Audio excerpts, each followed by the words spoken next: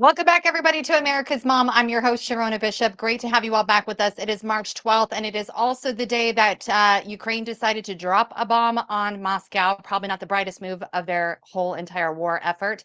And now they're wanting a 30-day peace agreement. We're going to be following this more and more. I'm going to be having an update for you today on the Romania-Ukraine connection at the end of our show today. So stay with us because you're not going to want to miss this. Of course, Tucker Carlson is covering this whole situation as well. But I mean, we have some intimate conversations with people who are right there on the ground, and it's becoming more and more unbelievable every day. The efforts that are being made to launch us all into World War III. So stay tuned for that, okay? But I want to take a minute just to talk about what's going on with our journalists here in America. Alex Jones and InfoWars seems to be under contract by the Ukraine deep state to literally kill them. Just a few hours ago, there was a report on X. If you're following this, I think it's really, really important to be paying attention.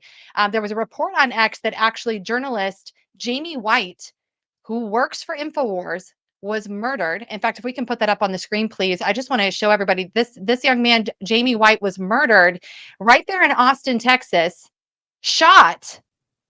And it appears, I mean, Alex Jones is saying that he knows for a fact that they are under contract, that Ukraine has put out a hit on everyone associated with InfoWars. In fact, one of their other journalists was swatted twice just in the last 16 hours. And those videos are available on X. You can literally go watch the camera footage of one of their reporters being swatted. And this is such a dangerous thing. You guys remember the era of swatting when MTG was swatted, I think, 2 or 3 times. It just kept happening to everybody who was having any public influence. Those situations can end in a shootout with the police.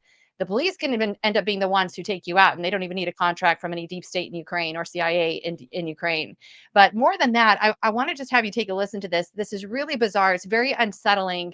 And I think the best words I have more and more lately, as the deep state is in the death throes for its life, is it's very unsettling, and it's very upsetting what is happening here because there seems to be no control. These guys are petulant little globalists who have been all their money's taken from them. Their pathway to victory to destroy 3/5 of the population and take over the world and advance their Satanist cult is being taken from them. And I guess they're really upset about it. Take a listen to Alex Jones and what he had to say about the contract out on his life. I just rushed back home, talked to the cops. There were, I don't know, half a dozen cop cars outside of my house. And they said that they have been receiving a litany of SWAT requests for my property via 311 via text. Now, these people are refusing to answer the phone or speak. They say that they can only text. And they said that as I was talking to the police in my own driveway 15 or 20 minutes after the initial call, they said that they were still getting 311 messages about my house. So there was a campaign swatting my property today, Alex. Sorry, and you know what? Actually, I'm sorry, guys, I didn't pull the right clip there, but Alex Jones actually goes on and it's posted up on X. Go check it out. But he literally this morning took some time to explain what's going on.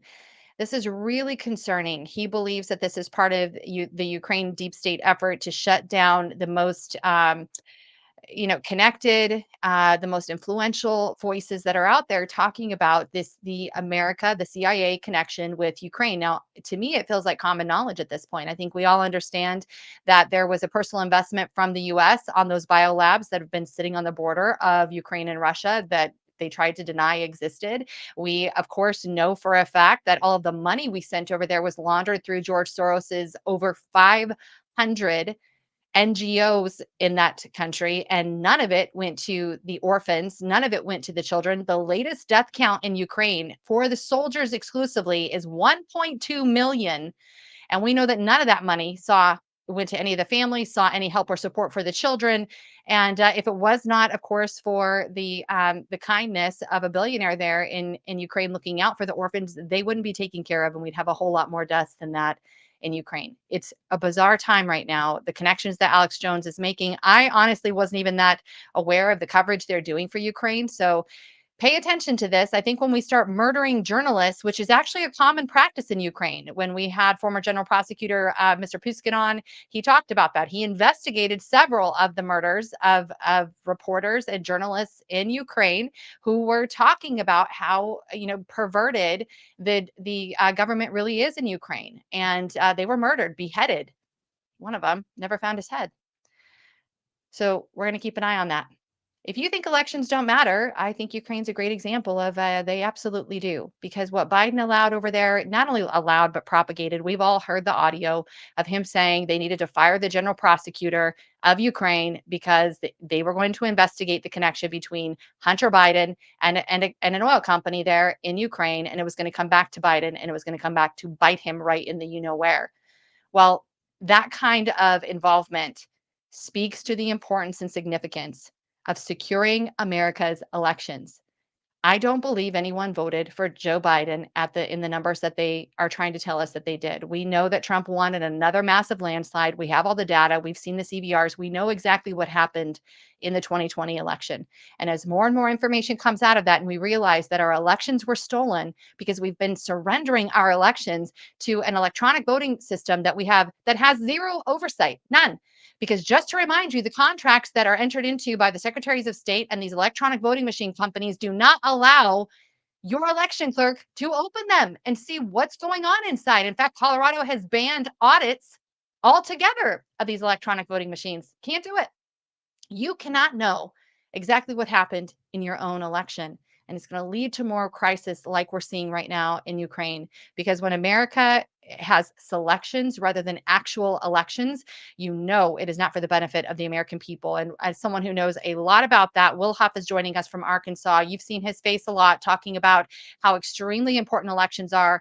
He works with Colonel Conrad Reynolds also throughout the country, not just Arkansas, advocating for paper ballot hand count elections. Will, thank you so much for joining us on America's Mom. Thanks for having us on to talk about this important topic of securing our elections. We got to support President Trump's agenda to make elections secure again. Absolutely. I want to run a video really quickly and we're going to talk about this because it plays into why. Why are we not securing our elections in America? Arkansas is a red state. You guys have been pushing and advocating for paper ballots for a long time. Let's take a look at Governor Sarah Huckabee being heckled for, I mean, I know she stands in the way of that, but let's hear what people had to say at CPAC. What do you think the people of Arkansas really want and what they're focused on? We're working on that, and the President Trump is very quick to remind us on that every time I see him. We're working on that. Yeah. That was a a response to paper ballots. We're working on that, which What? Not to be petty, sorry, Will, not to be petty, but whoa, did Sarah Huckabee get a glow up or what? Yeah. What in the world?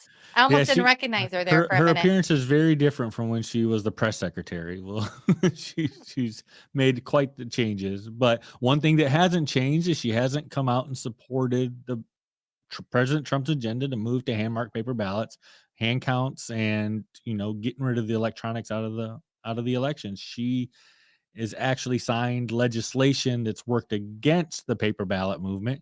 Her hand-picked Secretary of State just went out 3 days after the CPAC meeting and said that the Arkansas election system is one of the safest and most secure in the country.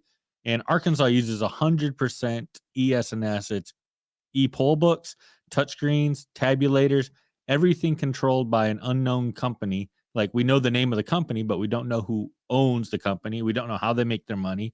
We don't know anything about them, but we've handed our entire election system over to them. They know all of the voter history. They've been given, I think, 30 years of voter history. They know everything about every voter when they come in.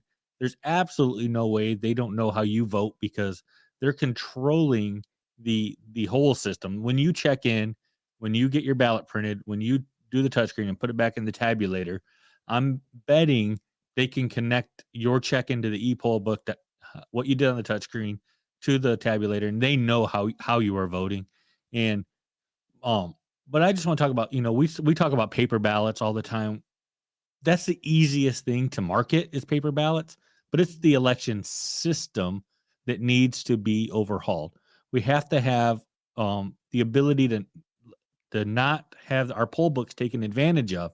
When we have so many people who are not eligible to vote on our poll books, that makes it able for someone to come in and vote for someone else, and that would be an illegal vote. We're trying to make elections secure all around, and that's actually why we're supporting Representative Pete Sessions' bill to make elections secure again. It's called the Make Elections Secure Act, and it's going to do what we call allow states and counties to run elections by candlelight if needed. So we're calling candlelight elections, where you have a paper poll book.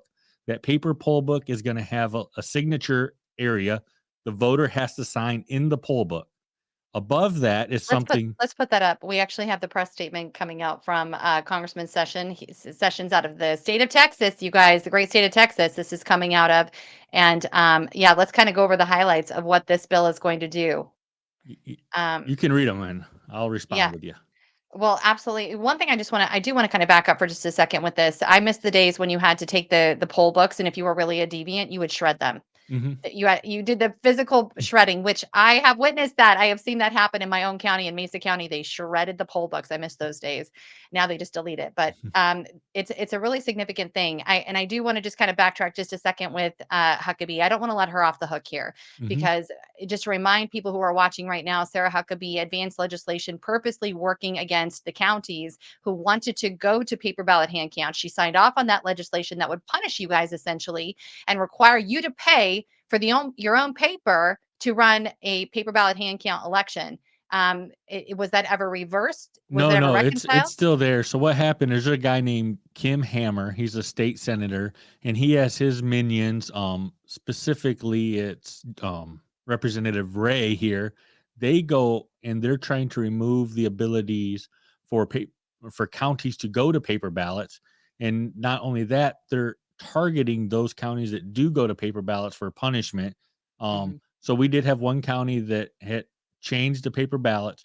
Immediately, the bill came in, then it got pushed through the Arkansas legislature. Then Sarah Huckabee signed it right away, and it chilled the movement on the paper ballot efforts. And then, so it's really disingenuous when Sarah Huckabee sits up there at CPAC and says, "Oh, I know, we're going to get there. President Trump's talking to me about it." It's very disingenuous. She has zero intention of moving to correct. paper ballots, and she's also spreading the myth of her secure voting system to neighboring states. Is that correct? That's what it looks like, because 2 days after the CPAC, so our Secretary of State resigned and ran for another office, and because he was going to term limit out, and that would be his only way to stay in politics, was to leave early and go to another office that he could term out of. So he left. Sarah Huckabee Sanders got to pick the next Secretary of State. She didn't call Colonel Conrad Reynolds or any of the people who've been working for election security with President Trump and who've been at the round tables with President Trump talking about what needs to be done. They didn't call any of them. She hired a young guy out of the office of the Secretary of State, and he's pretty much just a minion who's parroting what the machine companies say, and then giving her the cover to say, well, we have safe elections in Arkansas. Our Secretary of State just said it, but she handpicked him in January. Incredible. Well, let's go over this election integrity bill, because this is something that's being brought to the Congress. We're going to be talking about how this applies with Patrick Colbeck in a few minutes, but let's go over the bullet points of this. First is hand marked and hand counted paper ballots. Is this like the watermarking paper system, or how would that work? Yeah, the bill draft actually says it has to be currency grade paper that's approved by something that's going to be developed called the Trust Board. And they're going to actually develop the standards for the paper and where we can get the paper to the states and how to do it. Okay, next we have, of course, voter ID and citizenship requirements. Yep. And so to sign the paper poll book, you're going to have to present a valid government ID. So right now, like in Arkansas, we've had stories of people showing their mug shots from the jail that had their picture and their name on it, and that counted as an ID. So it's going to be a government issued ID. That doesn't solve the citizenship issue, but it proves you are who you are. And they have to sign the paper poll book, which is now going to be an affidavit that says, I have not voted yet. I will not vote again. And I am an American citizen under penalty of a federal law. Perfect. Shortened early voting. And again, these are where we have election month rather than election day. Yeah, Makes like a lot of sense. Arizona has 29 early voting days before the election. And that's just, it's ridiculous. It opens up chain of custody issues, security issues for keeping the ballots safe that do come in, that are cast. And by shortening it to 3 days most election integrity people, they're like one day only, one day only, one day only. What we've seen, we've been talking to legislators over and over and over. There's no appetite for one day. It's just, it would not pass. It would be a dead bill. It would never, ever, ever get through. So we said, what about going from Saturday, Sunday, Monday before the elections? President Trump recently talking to his cabinet said, I want one day, but maybe just shorten it. So that would put federal elections only 3 days leading up to the election day. And that applies to the primary elections also. Mhm. I love it. I really do appreciate that. I would love to see one day only also, and I think us diehards understand that. But you kind of got to get to a point where you can get there, and Yeah. possibly we will. But even if it was 3 days, and it allows for people to come out on the weekends when they're not working, and allows people to be free to volunteer more, which is what we're going to need for paper ballot hand counting. You need to have people who can be able to show up. That's been a big question mark. I have seen that people show up, but And this is I actually get it. in the bill that's not in the press release, but it's in the bill. It's a civic duty mailer that's going to go out asking people to work elections, either as counters or poll workers, and it's going to be treated as jury duty. So it's like about the same thing. You're not forced to do it. You have an option to volunteer or to get paid what the most recent census workers were paid. So it ties up a pretty good payment, or volunteer if you want to, with the ability for people to actually sign up, because most people don't know how to go work for elections. They don't know what to do, who to call. It's kind of been an exclusive club, to be honest with you. Yeah. I mean, I watch the process and I see how people are picked, and it's a bit of a process. And if you don't know, you won't know. So Mhm. that's fantastic to hear. I really like that idea. Mhm. Paper elections and small precincts. Another really big hang up is multiple elections on the ballot. How do we do that if we have 27 different things going on the ballot? How in the world are we going to 900 be able to ballot do that? styles. Yeah. Exactly. Yeah. So So small precincts. yeah, if we shorten precincts down, um, this is suggesting 1,500. Some people have said no, it has to be 12. It has to. It's like 1,500 eligible voters in the election. Usually we have what, 60-70% turnout maximum, and the best of elections. So you're never going to get full 1,500 people, but it limits how many ballot styles are in one location. The other thing it does is it allows for pre-printing of the paper. What we can't have are the ballot on demand printers, where the ballot isn't printed yet until you check into a e-poll book, then it sends a signal to a printer, then it prints the ballot. And that is a weak point for attack. There's a book called Broken Ballots by Dr. Doug Jones out of Iowa.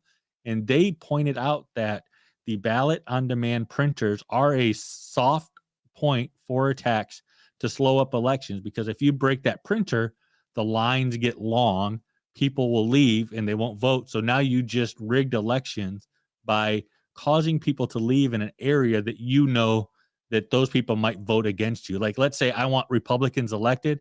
I break the printing machine in Detroit, Milwaukee, Atlanta. Now I just effectively rigged the election for the Republicans. Or again, well, or against. One thing I would add too is I actually was there and I witnessed they're not subject. These printers are not subject to the same oversight as the electronic voting machines. Number Mhm. one, and number two, I witnessed in real time uh, an update in the system that was not. Not approved. Done by the actual, yeah, it was not approved. It was not. I literally stood there and watched it with the county attorney in there. It was just the most epic moment. It literally was just doing an entire update, unprovoked. Thank you. That was the word, unprovoked. And I stood there just going, I mean, this is literally what I've been talking about. You have no control over this system whatsoever. So fascinating on that point. And last of all, I want to say too, so President Trump is obviously very vested in this in Arkansas, and with all the work that you guys have been doing, you and Colonel Conrad, what is the next steps for Colonel Conrad? I'm very curious to know what he's doing after years of helping to secure elections and being such a voice and going up against Sarah Huckabee time and time again the way he does. What's the next steps for him? Well, right now he's in Washington, D.C., meeting with other representatives and senators. He's building support for Mesa. What we're trying to do is create champions for the bill for Mesa. We need to dedicate the next few months of everyone singularly focused on getting your representatives and senators as co-sponsors and definite yeses on Mesa. That's what we're doing. And we're trying to get all social media stars who have large followings become singularly focused on getting this election legislation passed. In Arkansas right now, Colonel Reynolds feels like there's absolutely no point in running an election that you cannot trust the outcome from. So there's no reason to ever run for office again, because you don't know if you're going to actually have a fair shake at being elected. With that being said, there's a guy running for Secretary of State that we absolutely cannot have. So we'll probably be working 100% just to make sure that guy does not get in office as the Secretary of State, because he's the one who has pushed all the legislation to punish the people going to paper ballots. He is just a shill for the machine companies. He's a parrot of every line that they say. And he's the one running for Secretary of State who's announced so far. And we absolutely cannot have that happen. You made a really great point there, Will, and that is about the time and stress that it takes to actually run for office, and that there is a disillusionment right now with really great people who just will not run. I want to tell you, I spoke to a significant donor yesterday who finally hearing a donor with the money, right? The money starts saying, I just don't know that I want to put my money into candidates until we have secured our elections. Mm-hmm. It's the first I'm starting to hear of this conversation on a really big level. And I was so encouraged. It means that the message you guys have been putting out, Mike Lindell's been putting out, Patrick Colbeck's coming on next. That message is finally reaching the people who have a lot to say as far as their support, financial support of candidates, and helping to make sure that we get them funded so they stand a chance, at least on the monetary side. And then, of course, we need to make sure that those election platforms are secured. And I appreciate too that you're going for the platform as a whole. It's not just the actual machine that you put a ballot onto. Those electronic poll books need to go. Mm-hmm. It's surprising and mind-boggling to me that we still have elected officials who are advocating for electronic voting machines that they have no control over, can't audit, can't look inside, and has so many question marks around them by actual experts who understand how this stuff works. I mean, I think of J.R. Halderman all the time. You know, his incredible report talking about the insecurities of these electronic voting machines. And when you parent it or partner it rather with the poll books, it is an absolute disaster. And it's no wonder that we had people like Joe Biden running this country. And it's no wonder that you have such weak representation in this country that's, mandating someone like Elon Musk have to go in there and clean house because we've had such feckless and ineffective representation in this country. Well, now we know, I just don't think they were elected. We have 20% support of our current representatives, but somehow they get reelected 90% of the time. Never makes any sense. Elon Musk wants the machines gone too. President Trump wants the machines gone. And when President Trump says paper ballots, he's talking about unplugging the elections. He's talking about the whole system. We need to go to paper system, paper elections, paper poll books, pre-printed ballots before election day, hand counts.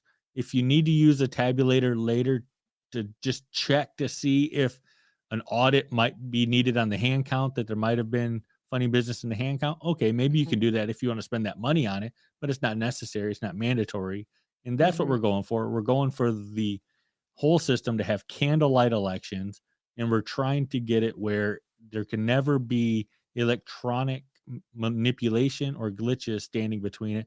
But we have powerful MAGA people who are just failing to support election security, like Sarah Huckabee Sanders, who should be on board with this because she is who she is because of President Trump. President Trump is telling her almost weekly, you have to change elections in Arkansas. You have to get a different system. And instead, they're digging in here with a super majority Republican Senate, super majority Republican House, and all of our statewide representatives in DC are Republicans. Actually, every Republican from Arkansas is a chair member in DC right now also. So we have the strong Republican voices that could actually make this change in Arkansas, but none of them are being a champion of this, and they're actually working against our efforts, it seems. So it's going to take like I said, we need champions for Mesa for the next few months until President Trump can get it pushed through the legislation. It's our best shot we got. If we don't do Mesa, what's going to happen are the rhinos are going to push for their Mesa Light bill. It's going to be looking like they're doing something, but it's protecting the status quo instead of really making a change. And there's a bill out there called the ACE Act, and it is bad. It's just promoting why our current system is good. It's to Ugh, make confidence in our elections. That's what it is, to there's no confidence. propagandize. Yeah, there's no confidence. I saw the Rasmussen polling. Yeah, almost 80, we're up to almost 80% of this country believes we need to change out what we're doing in our elections. And I think it's somewhere around 67% believe we need to switch to paper ballot hand count elections. So I'm going to go with the American people on this one. And I Mhm. agree with you. I still, even on the Republican ticket, I've seen enough now to know that even they get selected. So Will Huff, thank you for being with us. Where can people go to support this effort and Well, follow and right make sure now it gets done? we're I work with avii.org. That's AVII, America Voter Integrity Initiative.org. And we're using the donations we get from there to help be in DC and help get this moving and getting sponsors and all that. So donations to AVII would help. And if you want to know more about Mesa, we have a website called mesataskforce.com. Mesataskforce.com. And I gotta love that you used Mesa. I do understand make elections secure again, but I also it reminds everybody about Mesa County and do not forget about Clerktina Peters. We'll yeah, have yeah. appreciate that. Thank you for being with us. Have a good one.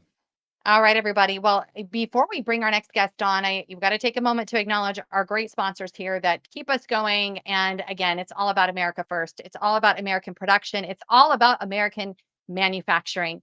And I love supporting great American companies. I want to share one with you guys today because I don't know if you're aware of this. I don't know if you know that there's an alternative to woke Walmart and tranny Target. I have not forgotten about the woke corporations and what they did to the American people. I have not forgotten how they tried to groom our children with their disgusting products that were bowing the knee to the LGBTQIA MAP trans cult. I have not forgotten. I will never forget. As a parent, especially, I will never forget. So I want to bring you a great, incredible alternative that is toxin free, made right here in America, high quality products that you use every day. From your toothpaste to your shampoo, even your deodorant, they're all toxin free, chemical free, and of course do not interrupt your hormone system. No endocrine disruptors is how they call it. So there's even perfumes that do not inhibit your hormones. It's amazing. You're going to have to go check it all out at shopwithpatriots.com.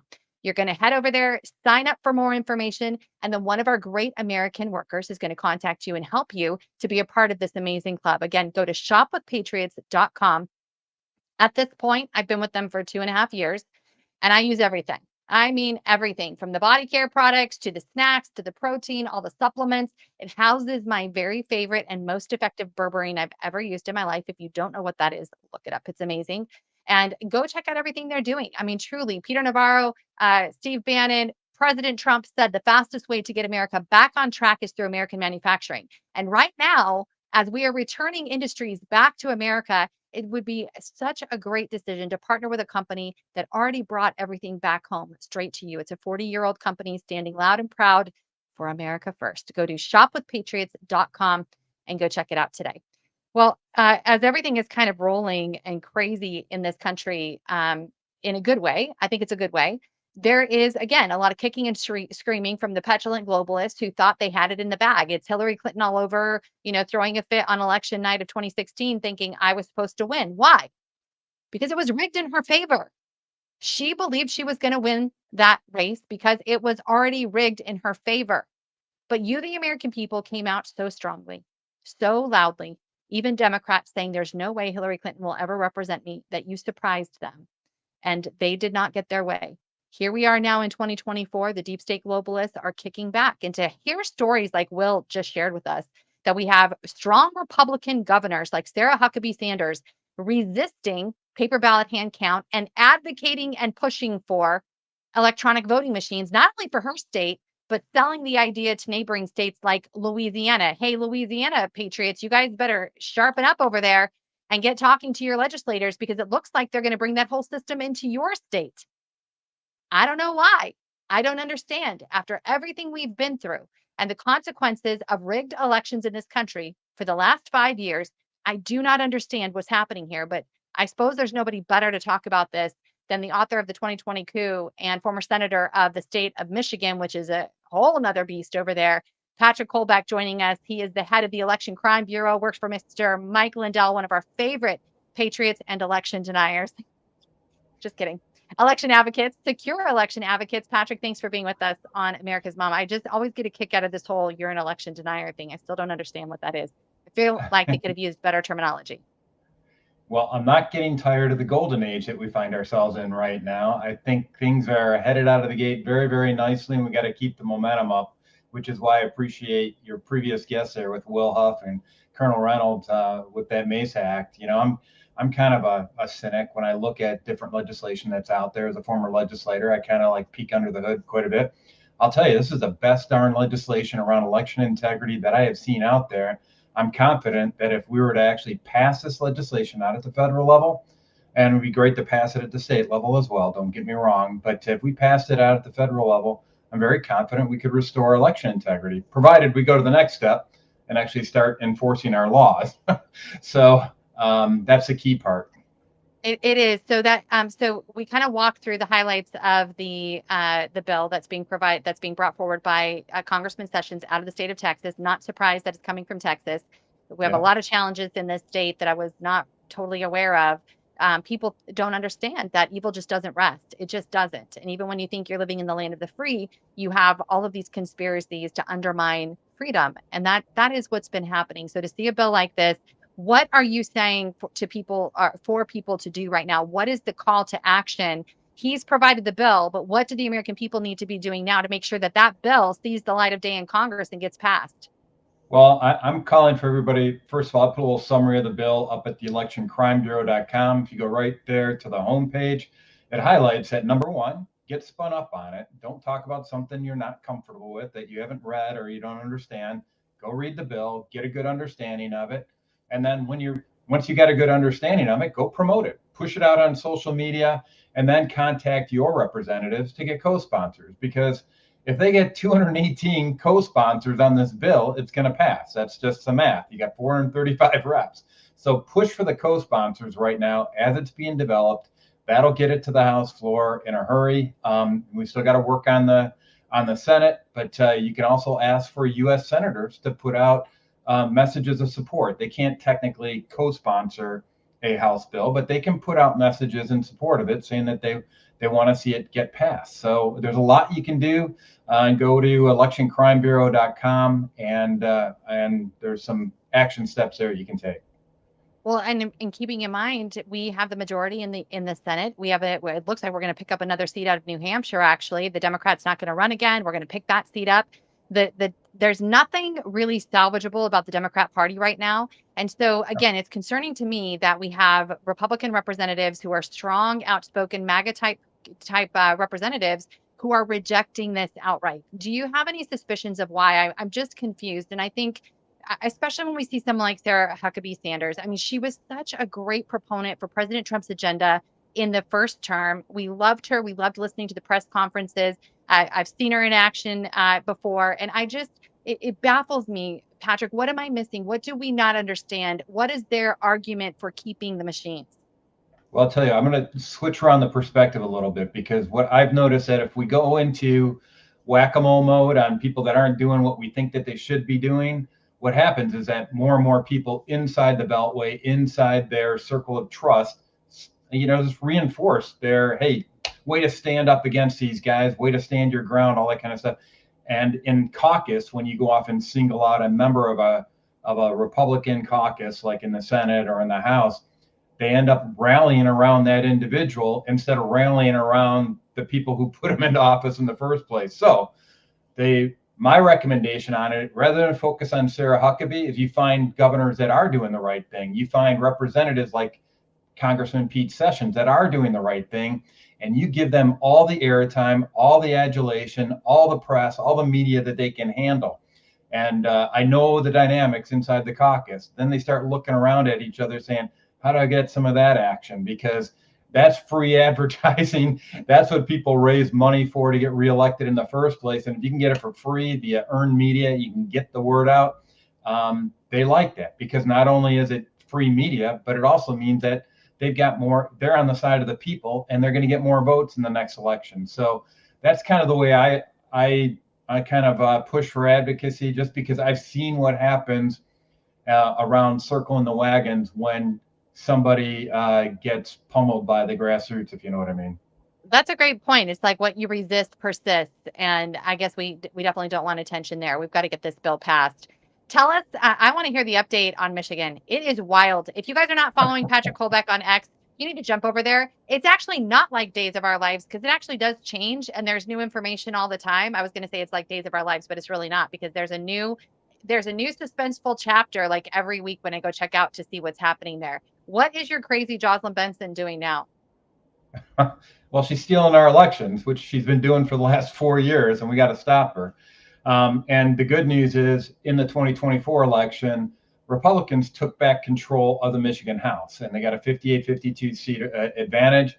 And something extraordinary happened. And this is a case where, people weren't too excited when, as in the aftermath of that election, Speaker Matt Hall got elected, because they thought he was kind of milquetoast and wasn't doing the right thing. And they didn't really see him as a good conservative leader. Well, I'll tell you, what he did is something pretty remarkable, because in the House rules that got adopted as one of his first orders of business, he gave the Michigan House Oversight Committee permanent subpoena authority. That's unheard of. Usually you have to go off and make a vote on the floor for a specific subpoena authority and all that kind of stuff and get it going. He didn't do that. He said, I'm going to trust the chairman of the Michigan House Oversight Committee. His name is Representative Jay DeBoer. And I want him to be able to subpoena anything he needs to subpoena so we can get to the bottom of what's really going on with our elections and with other corruption cases inside the state of Michigan. So this is a case where a guy that people were kind of nervous about coming in as a speaker role has actually turned out to be really good, because we're encouraging him to do the right thing, and he's doing the right thing. And so I'm really excited, and that's teed up a lot of other discussions. And I think I think you brought this to my attention. Other people brought this to my attention, is that there's a nice Gateway Pundit article came out recently around just the Michigan about a testimony of the chair of the Michigan Elections Committee, Representative Rochelle Smith. She was testifying before the Michigan Oversight Committee, the committee with the subpoena authority, and saying, hey, we've asked nicely to the Michigan Secretary of State for some pretty basic documents, like what are the directives you're issuing to the clerks in regards to election procedures, and how are you training these guys, which is not out of the ordinary, considering the fact that there have been 7 separate courts that have ruled that Michigan Secretary of State Jocelyn Benson has issued unlawful guidance to these clerks. So we're trying to get our arms around what is she actually telling the clerks to go off and do, because the clerks, when they get that guidance, they're assuming that it's lawful. And we're finding out time and time again that it's not lawful. So we're trying to go back and Representative Rochelle Smith's doing something pretty simple, saying, just show me what you're telling the clerks to go off and do, so we can go off and see whether or not you're actually complying with the laws that we pass as a legislative body. And to put this into a broader context, we have the attorney for the Michigan Secretary of State, Heather Meingast, during one of the testimonies before the Michigan Court of Appeals, testified that our Secretary of State will only follow the laws that she agrees with. And if you don't like that, you can just go off and sue her.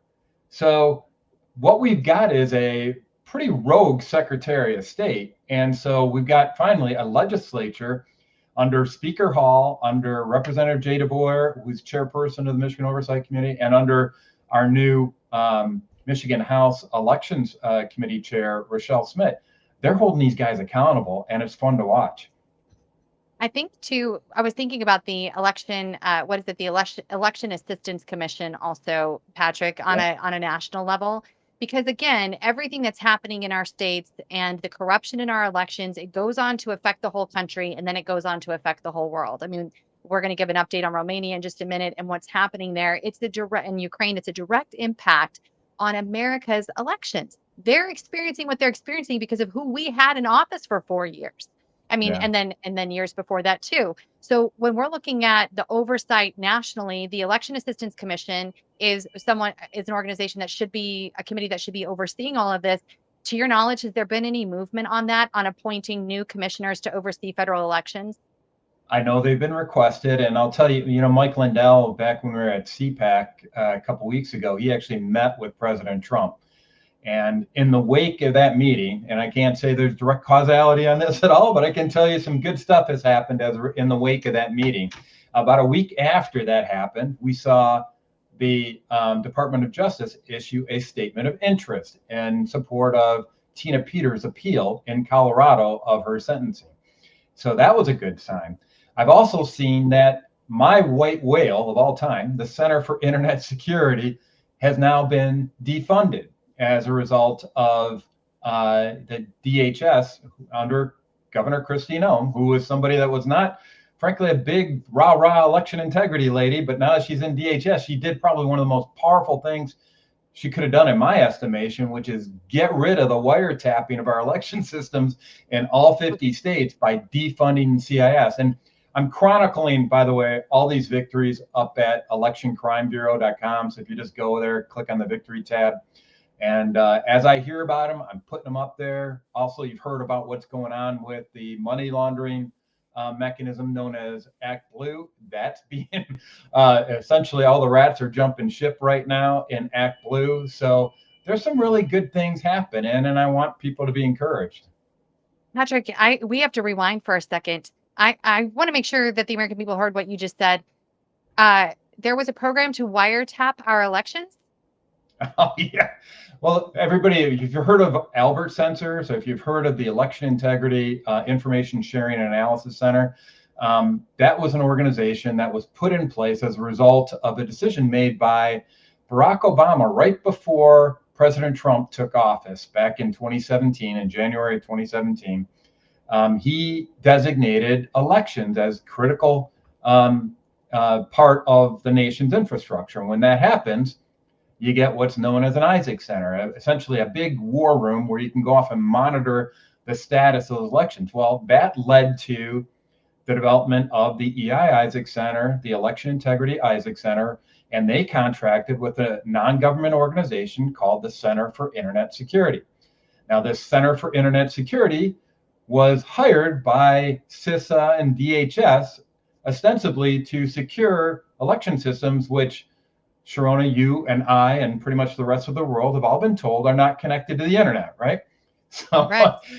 So what they did is they implemented what are called Albert sensors, which they deployed as essentially sniffers on the election system networks in all 50 states, all across the country. And they've also been supplemented with what are called Falcon software, which does very similar. They call it intrusion detection measures. All across the country. And they ostensibly are there to protect these systems from cyber intrusion. But what they do in actuality is tap into all the information that is conveyed on those election system networks. So the voter roll data, the voter history data, the tabulation data, the election night reporting data, all that information, they slurp it up and send it out to their data center, which we believe is located out in Greenbush, New York, which is their headquarters. But the reason I say believe is because they're a non-government organization, and I can't ask them any of those questions because they're not subject to Freedom of Information Act requests. That's part of their scheme around all this, is that they create the NGOs to give them plausible deniability so that they can hide all their operations behind the curtain. But what we do know from the contracts that have been let there is that they're able to look at the decrypted election records on these election systems in election systems all across the country. So, yeah, the fact that Ding Dong the Witch is dead, the fact that they got defunded and got defunded so quickly and so early in the cycle is music to my ears. I was doing a jig when I heard about that. Well, that's going to be a very interesting component right there too, with states that still have electronic voting machines. People always wonder, how are they able to call the results so early? How does WAPO always know who has won? So these connections really matter. I hope people are really listening and even jotting down some notes so that they know how to talk about it. But these are listed up under the Election Crime Bureau. Go check it out today under Victories. And while you're there, make a contribution. This is the only organization, the Lindell Offense Fund and the partnership with Election Crime Bureau, This is the only organization that has specifically gone after electronic voting machines. And as you all know, Mike Lindell has paid a very high price for that, a $5 billion lawsuit from Dominion Voting Machines, which, by the way, is not, we don't fund his lawsuit at all. We only work on behalf of you, the American people, and our great clerks like Tina Peters. We talked about that earlier. I did want to kind of get your weigh in on that. Thank you for mentioning that regarding Clerk Peters. As of right now, we're kind of just in a holding pattern. She's been in isolation for, I think, 11 days now, having COVID or being diagnosed with COVID or however all of that works. I don't even, I don't trust any of that stuff. So for me, it's just punishment is what I'm thinking. But anything that you want to share about that in your experiences now working with Mike and having known Clerk Peters, just for the American people to understand how grave that situation is. Well, Tina never should have been prosecuted in the first place. We all know it was malicious prosecution. We know that the judge refused to allow exculpatory evidence to be presented to the jury in that case. I mean, simple things like, here's the full scope of her duties as clerk to preserve these records, and he wouldn't allow that into the trial. So what I encourage everybody to do is talk to secretaries of state, talk to clerks, and get them to send in letters of support for Tina and her appeal of her sentencing. She shouldn't be in there. She should be released, and just send in letters of support and send it to Governor Polis, because Governor Polis is ultimately the one that needs to be encouraged to issue a pardon for Tina. And there's no reason Tina should be in jail at all whatsoever. Mm-hmm. It was interesting too. Jared Polis did actually make a statement after all the reporting and the U.S. Attorney inquiry, stating that he had never been requested yet that he consider Tina Peters for a pardon. So I thought that was interesting, and looking at a clemency request for her. So I know that's something the attorneys are looking at now. But I just appreciate you, Patrick. It's day in and day out for you, and you're such an incredible team member here at the Lindell Offense Fund through the Election Crime Bureau. I really encourage everybody to go head over there, get educated. There's also an incredible report on the 2024 elections over there that you guys need to go, you need to read it. You need to go see it and read it. Patrick, although he's smarter than everybody in the room, make sure that even I can understand it. I've said fifth grade language, please. Fifth grade language, please, Patrick. Yeah. So thank you so much for the great work you do and standing beside Mr. Lindell as well. Thank you. I appreciate it. Remember, our elections are not yet secure. There's a lot of work left to do. And frankly, I want to start seeing some people in orange jumpsuits for what they've done. Absolute facts. Absolute facts. We're all waiting for that. Thank you so much, Patrick Colbeck, electioncrimebureau.com. Thank you. Thanks, Sherronna. All right. Believe it or not, we're getting close to the end of our show today, but I want to give you an update on what's happening in Romania. And then we're going to end with the video from Alex Jones. We did find that video, and I really want you to see it because it's outrageous. And since it is tied to the Romania situation, I want to give you an update on what has just happened yesterday. And I would have started with this, but again, I wanted you to stay with me and just understand the power of elections. It's all about elections. And you know what? The powers that be, the globalist authority that's trying to salvage their cults, they know this. They're not denying it. They're not going to act like it doesn't matter, like so many of those who have authority in our parties, in our organization, in our government do. Okay, they understand. So basically what happened yesterday, Caitlin Georgescu was denied the opportunity to even be a candidate in Romania. So he took the case to the Romanian Supreme Court. The electoral panel made the decision that he is not allowed to run, period, in Romania. I just want you to think about what that means. Okay, here in America, anybody who is over the age of 18 years old is not a felon. And is a U.S. citizen. Those are your qualifications to run in America for any office, okay? Except for president, I think you have to be over 33 or 36, something like that. Other than that, anyone can run, okay? Anyone. And yet, Romania, who says they're striving to be a democracy, has just succumbed to the pressures of the European Union to silence a candidate and not allow the most popular, arguably the most popular figure in Romanian current history, Caitlin Georgescu, from being eligible to run for president in that country. Forget that he just won in December and they threw the results out, literally threw the results out because he is not a part of the NWO. He is not supportive of the direction that the European Union is taking right now to become a bloc, to basically be a force against Russia. He's not supporting that. And quite frankly, neither is the majority of Romanians. This is a highly religious Orthodoxy community in Romania. They have deep, deep roots that they're very, very proud people, very sweet people, and they have no Second Amendment. Not only do they not have a Second Amendment, they don't want a Second Amendment. I wonder if situations like this will begin to change that mentality, because the reality is in America, we would not be free right now if the government did not fear the over 350 million guns that are floating plus around this country. They have none of that. Romania has none of that. They are literally subject to the powers that be that tell them and direct them on how to live their lives. That's not freedom. But there is someone who genuinely knows and understands and wants freedom for Romania, and that is George Simeon. We've had him on multiple times. He was my first connection with Romania and what was happening over there. George Simeon is now going to be the candidate to run for president of Romania, as it probably always should have been, to be honest with you. He has been the forefront fighter for over a decade now. And I think it's really imperative that people pay attention and be watching what happens in Romania for several reasons. As we talked about earlier, you have this connection with NATO and Ukraine.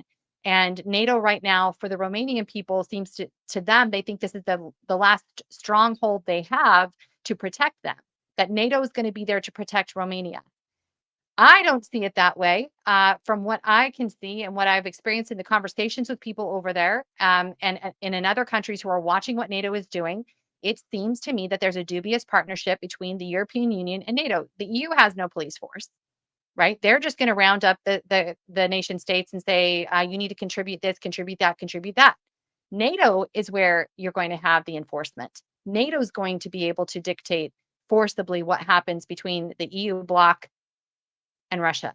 That seems very obvious and evident, and I do think that was supported and backed by the recent comments by Tucker Carlson and his guests. So I'm feeling very confident about that, even before talking to those who live there and are watching this happen. The MPs of Romania are very on edge right now. There's many bills being passed right now in the legislature that are basically outlining the rules of engagement and what it's going to look like if Romania goes to war. That's very unsettling, very upsetting for them. And you have NATO that's establishing, again, the largest nuclear base. They brought nuclear bombs. They're ready to go. There's so much concern about what is happening there that because it is going to be the launch pad for World War III. And that's why it matters. Because as sure as any previous war that we managed to stay out of for quite a long time, World War I and World War II, history shows us eventually there was a linchpin that pulled hundreds of thousands of American men into a war that they died for, not even really understanding why they were called up in the first place. History is revealing this has been a pattern over and over and over again, and I can see the same thing happening over there in the EU. So I think you need to be paying attention. Again, just coupling that with Ukraine dropping a bomb on Russia in the heart of Russia. It's very, very unsettling what's going on there. The unrest is very palatable, and they are very concerned. They're very nervous about what is coming next. So pray for them truly, because God has definitely given them a spirit of hope. They always are relentlessly hopeful, even though they're worried and nervous right now. They're always hopeful that good things are going to happen. They're going to be holding a huge conference at the end of March where a lot of U.S. dignitaries have been invited and are going to be coming out to hear more of what's happening. And of course, from all over the world are going to be coming in to see what's going on and to see firsthand what is happening there on the ground. And I think it's going to be shocking for everyone as we see there really has been a deep state effort to prepare Romania to be the ground to launch World War III on Russia. I don't know what else to say. That's just exactly what's happening. So as much as they try to protest, because NATO wants to seem like the nice guy helping to defend and support Romania, I don't think there's any denying that they are in partnership with the EU and promoting a bloc state there, just like the Soviet Union was. They're creating their own, and they want to be the force. They want to be the power, but I don't even know how that's going to happen because there is no force. There is no power. You've all seen how wokeism has completely corrupted that whole region. And I did just get a very interesting text message before we came on today. We're going to wrap up in just a second, but I thought this was a really interesting text. This is from someone who runs in the education circles, of course, around not only our country, but around the world. And they had sent a message saying, just so you know, under Biden, an international education section was created and a secretary was appointed. And that secretary is the one who went over to the EU and began promoting and propagating the radical LGBTQIA map woke agenda to that region. And of course, it was all tied to US aid. So for anyone who's wondering why it is that Tom Massey does not want to fulfill this spending bill, right? It's because it's going to fund the last leg of all that US aid money that continues to advance all this wokeism, not only here, but abroad. I think it's worth considering. I know we love President Trump. I know everything is we love what's happening there. It's okay to question just a little bit though when somebody like Thomas Massey comes up and says, "Hey, wait a minute. Let's slow our roll for a second and just talk about this. Why are we funding Biden's agenda?" So, and I agree, especially seeing the unrest and the chaos that's beginning to take shape over there in the EU. So stay tuned for more of that. We're going to have more information. We're going to have some great guests on Friday. I look forward to seeing all of you back here. Let's run that Alex Jones tape as our final. Thank you all for being with us today. And remember to stay diligent. Pay attention to your surroundings right now, guys. If you're a strong patriot who's been vocal, if you have a platform on social media, make sure you're paying attention to your surroundings. I'm going to leave it with Alex today. Go ahead. All right. General Flynn tried to call me this morning while I was working out, and I missed his call, but he called my producer and said the same thing, former head of the Defense Intelligence Agency. He said from his high-level intel sources, there is a contract out on me, and of course it's tied to the Ukrainians. But this is just emblematic of how desperate they are, and that's NATO through the Ukrainians. Don't forget that it was a NATO operative from America, CIA, recruiting for the Ukrainian war with the 6 cell phones that Trump talked about last week and all the passports that tried to kill Trump at Mar-a-Lago. So that's their base of operations. So it's MI6 running NATO, doing this, and anything happens to me, Keir Starmer, Barack Obama, they're running their operations out of there, NATO. And we know it's not just the Ukrainians. It's looking worse and worse that they might have hired a group or something. So that's what they do, to send a message to everybody with Jamie. And this is pure intimidation. This is terrorism. And it's all they got left. So this is a fight for America in the future. And like I said, I knew this weeks ago, but was asked not to say anything about it. When I mentioned a little on the air, I got contacted saying, "Hey man, did you say that because you heard that from us?" I said, "No, I got it from other sources." About people coming to town in the last 3 weeks trying to kill Elon. And,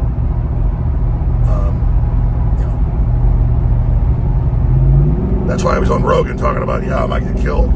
Because the teams were here, for sure, for him. I mean, they stopped him twice that we know of. And they got other crazies they've wound up.